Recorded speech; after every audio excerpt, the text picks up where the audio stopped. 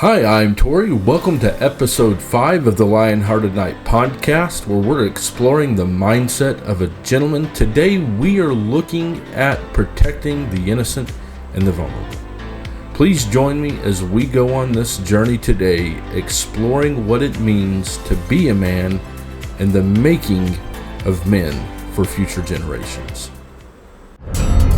The Lionhearted Knight, the making of men.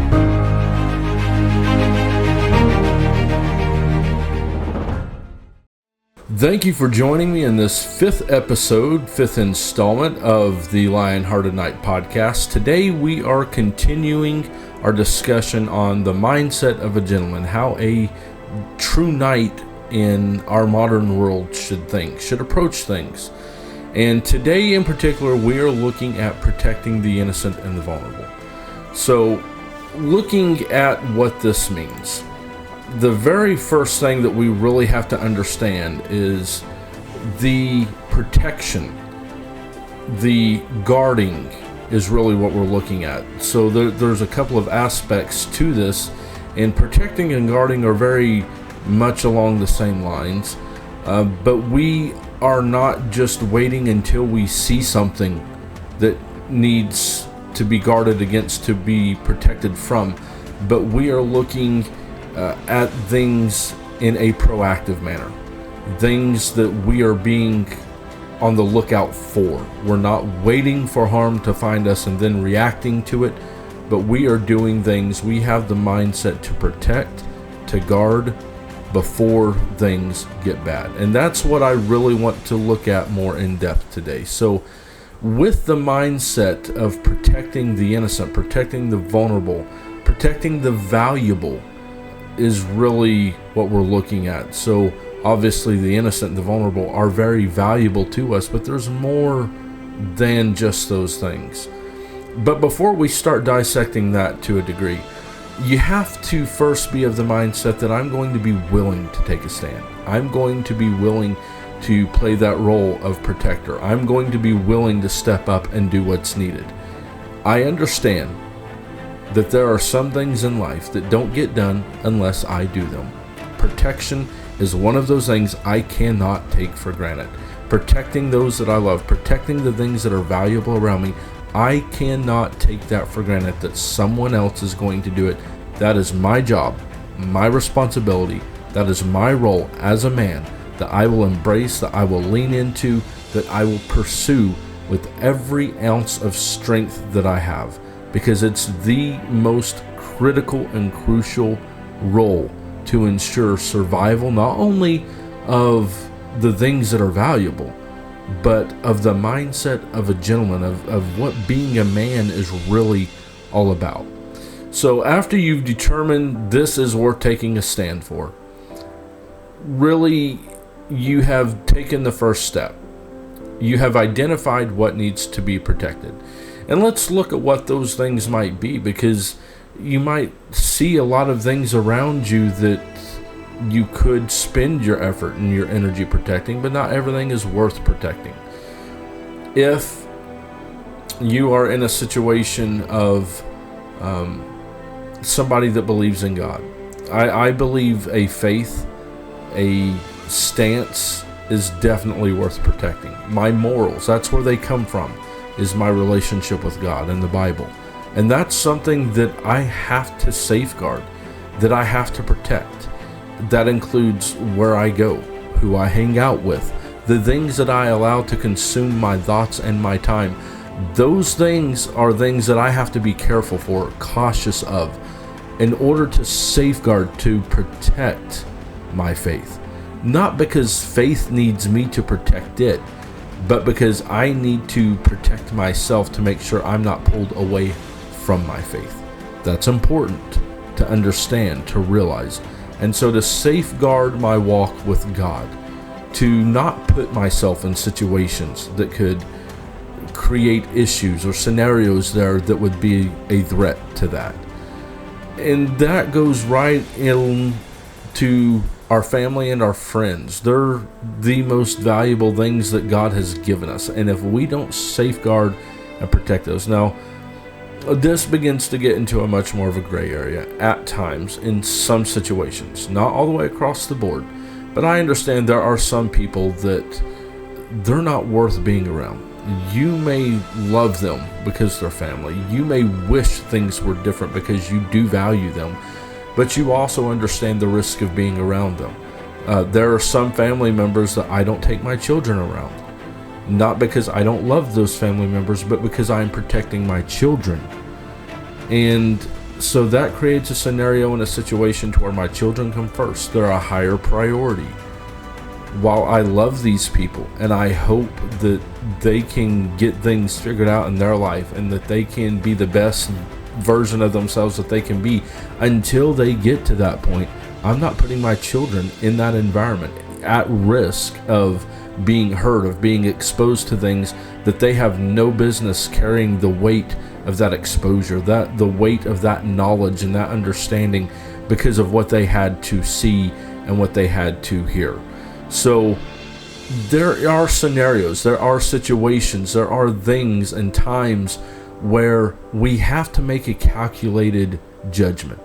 What is the more valuable out of these 2 or 3 or more things, and what am I going to do to protect them?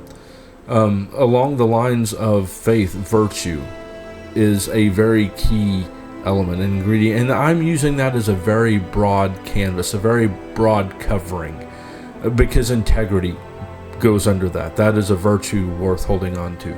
Honesty, my word, things that we've talked about in previous episodes, all of these are things that are worth fighting for, that are worth holding on to and protecting. And so these good virtues, the things that people look at and be like, that's a good person because of this virtue, this characteristic, those are things that I have to protect, things that I have to safeguard.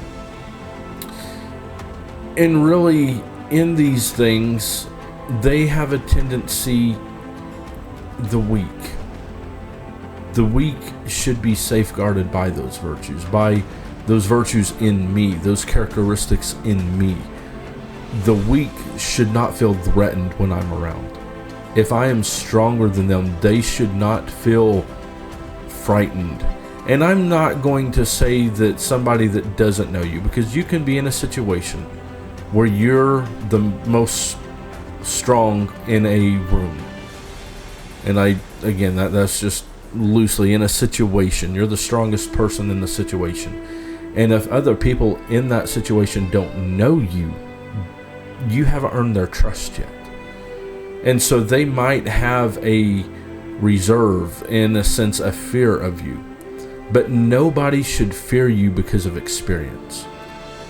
That's not saying they don't respect you and they don't understand your capability, but you don't abuse that power, that strength.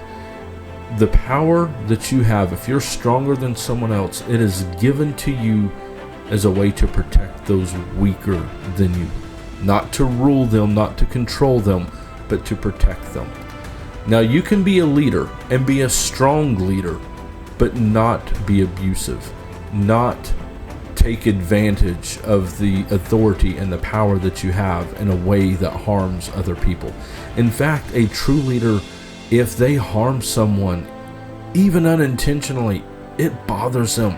They look for ways around that, how to negate that, how to keep that from happening again, how to be the person that they know they need to be.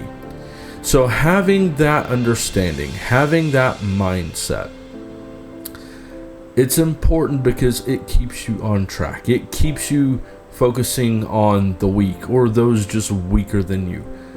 It keeps you with the mindset of a gentleman, being the man that you were destined to be, that you were called to be. And I want to talk just a moment geared mostly towards younger men. I'm not going to say that some married men or young married men especially even cannot benefit from this, because I feel there are some aspects where we can all learn. I learn things every day. I try to learn things every day. I try to identify areas and room of improvement in my life every single day. That's something that everyone needs to do. But as a young man, I want you to understand the importance of being willing to take a stand for those that are weak. If you can't stand for those that are weak, you have no business being a leader of any kind. You have no business holding an authority of any kind.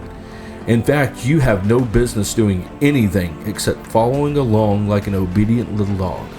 And that's kind of blunt words, but that's the truth.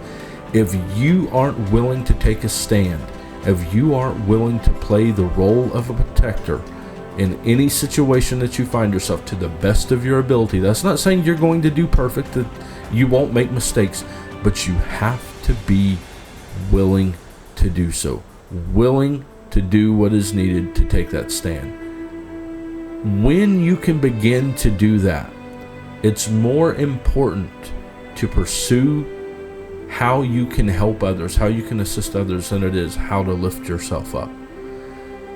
And it's not ironic, because it's by design.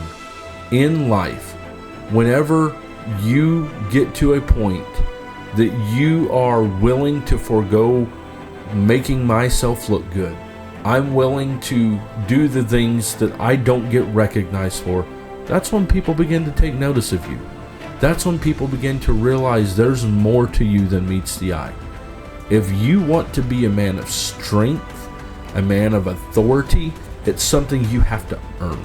You cannot be given and you cannot take. You earn it. You earn their trust. You earn their confidence. And that is so vital and so important for you to understand. You, by yourself, are inherently nothing. It's your actions, your words, the things that you choose that make you into what you are. You can take any bum off the road, and if they continue to live like a bum, that's what they'll stay. But when they begin to change their choices, their words, the way they approach situations, the way they approach people, that's when you begin to become the man you were meant to be. So young men, I encourage you, have the audacity that it's not all about fun and games. There's a time, there's a place for fun and entertainment and enjoying life. But first and foremost, I must take up the mindset of a gentleman. And even if I see all my shortcomings and my failures, if I could advise you to do one thing in life, don't act according to where you think you are. Act as reasonable, as feasible. Act according to the man you want to be. When you begin to do that consistently, when you consistently begin to act like a gentleman, it's not going to be long until that's what you are, because your actions become your character. And it starts in the mind, because your mind becomes your words become your actions become your character, your habits become your character. So take the time, look around you, identify the things worth protecting. Now there's one more aspect to this that I think is very important, very valuable to look at, and that is protecting versus attacking. They're not necessarily the same thing, albeit they can overlap.